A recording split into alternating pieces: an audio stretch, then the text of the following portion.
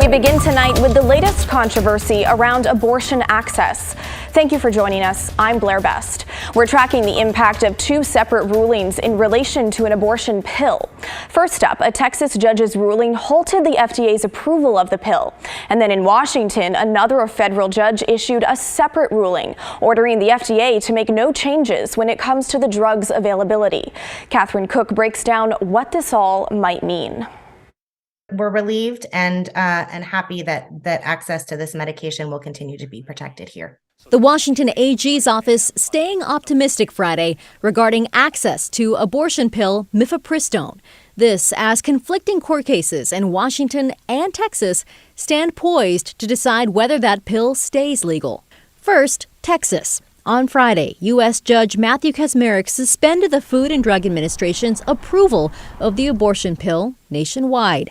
He delayed the ruling from taking effect for a week to give the Biden administration time to appeal. Also Friday, in Washington, U.S. District Court Judge Thomas Rice ruled the FDA should not lift approval of the abortion drug, which has been available for more than 20 years. But that ruling only affects 17 plaintiff states and Washington, D.C.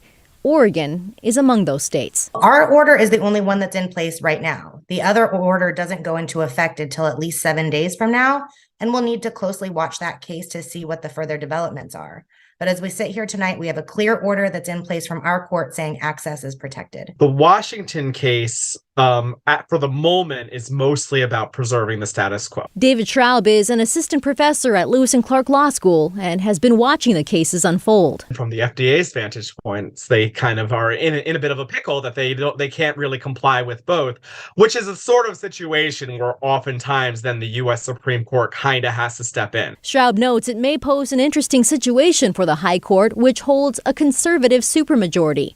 Remember last year's landmark case, Dobbs versus Jackson, when the court overruled Roe v. Wade, giving individual states the power to regulate abortion. We'll see whether or not whether that was just lip service to kind of attempt to politically take the sting off of the Dobbs decision, or whether they view this as enforceable. Not just leave it to the states, but a nationwide comprehensive ban on all forms of abortion everywhere. That certainly is the tenor of the Texas decision.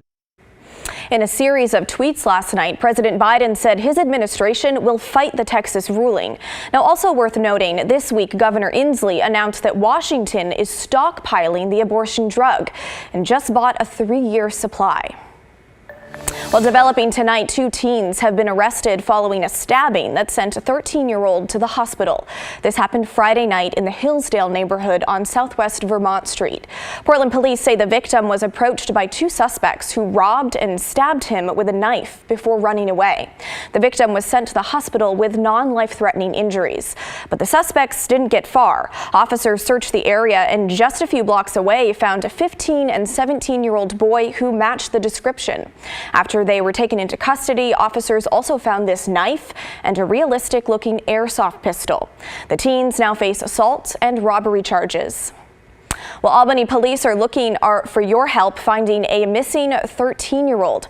Tristan Charles Wade was last seen on Wednesday leaving a friend's house. That's according to his mother. He's believed to be with the woman in this photo, 24-year-old Alyssa Thomas.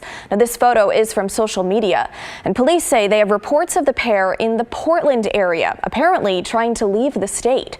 Anyone with information is asked to call Albany police. And a man faces kidnapping and theft charges after he allegedly took a car with a child in the back seat. The Clark County Sheriff's Office says a little before 8 this morning, a driver called 911 to report that his car was taken on Northeast 99th Street in Vancouver, with his 1-month-old child still inside. Deputies later found the car on 88th Avenue with the child safely in the back seat. Later in the day, officers arrested the suspect, and after the victim reported that their credit cards were being used at Vancouver Mall. He was later identified as Mario Andrews.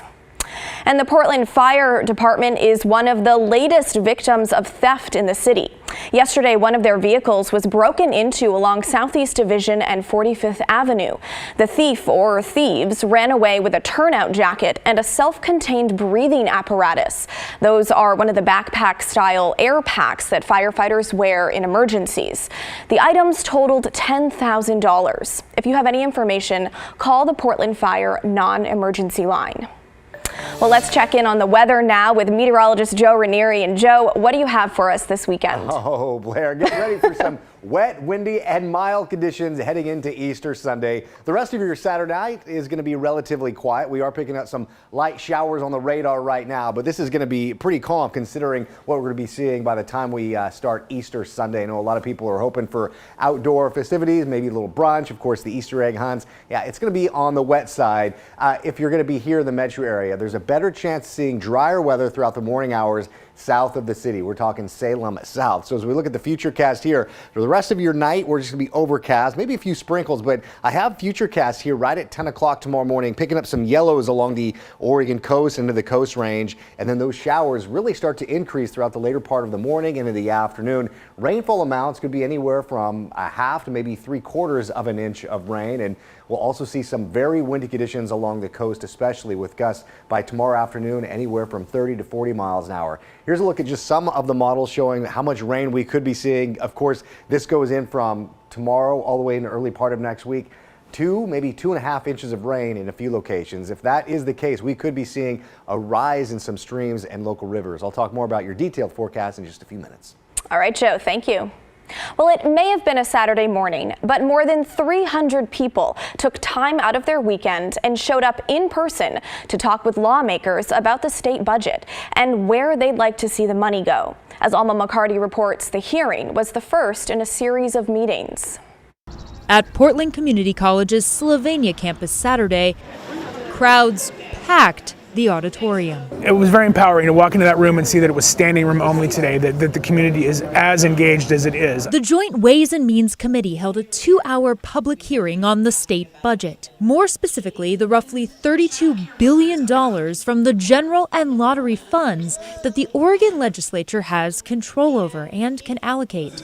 Speakers voiced support for a wide range of legislation, from climate change to education, healthcare to public safety to mental health. I'm here today to urge you to prioritize funding for childcare in our state budget this year. We're here to request the legislature to allocate $2 million to the Oregon Health Authority to build an online portal that will help interpreters collectively set their rates. I want to specifically highlight the need for full funding of Oregon's Clean Vehicle Rebate Program. I'm here to testify for the continuing funding of restorative justice programs. I'm here today because I'm passionate about youth voice, youth vote. Several, including Anastasia Godsey and Yolanda Reyes Aguilar, came out to discuss their role as personal support workers, advocating for better pay and better conditions. No, personally, a lot of people who have to work multiple jobs on top of their full state job. I see that people cannot take their breaks. They sometimes skip their lunches. They have to work mandatory overtime and they still feel like they're fallen behind. Estamos aquí pidiendo que se nos dé un pago justo. We're here fighting for a living wage, a fair wage. The work that we do is very heavy and very difficult. A lot of the time we're working 24 hours a day. Steve Shoemate, a home care worker for about 25 years, says many essential workers feel a similar strain. He hopes lawmakers can help make a difference with this and other issues facing our state. We're seeing a higher and higher demand for these services, both our services and these other agency services. There's just not enough funding out there. The homeless problem continues to get worse, and more people struggle. More and more Oregonians struggle. Now, state budgets can be really broad and very confusing. Luckily, we have a comprehensive and I believe very helpful state budget breakdown from the story team here up on KGW.com. Be sure to check that out for more details. Meanwhile, there are 4 more of these hearings. The next will be in Newport next Friday from 5 to 7 p.m. There will be another in Southern Oregon and another still in Eastern Oregon later this month. But if you can't make it to those, there is a virtual meeting Wednesday, May 3rd. Blair? All right, Alma, thank you. Well, Well, it is the height of tax season, and some of you may need a little help. So the IRS is offering some free advice for people in Portland.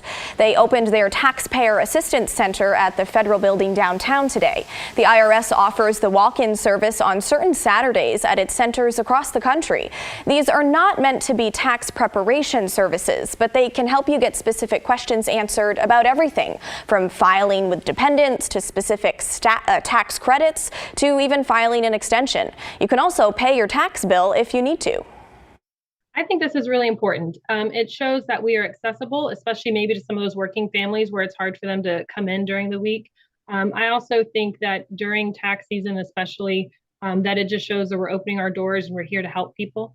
The IRS says if you visit their offices, come prepared. That means bringing your government-issued picture ID and any other documents or notices that you've gotten.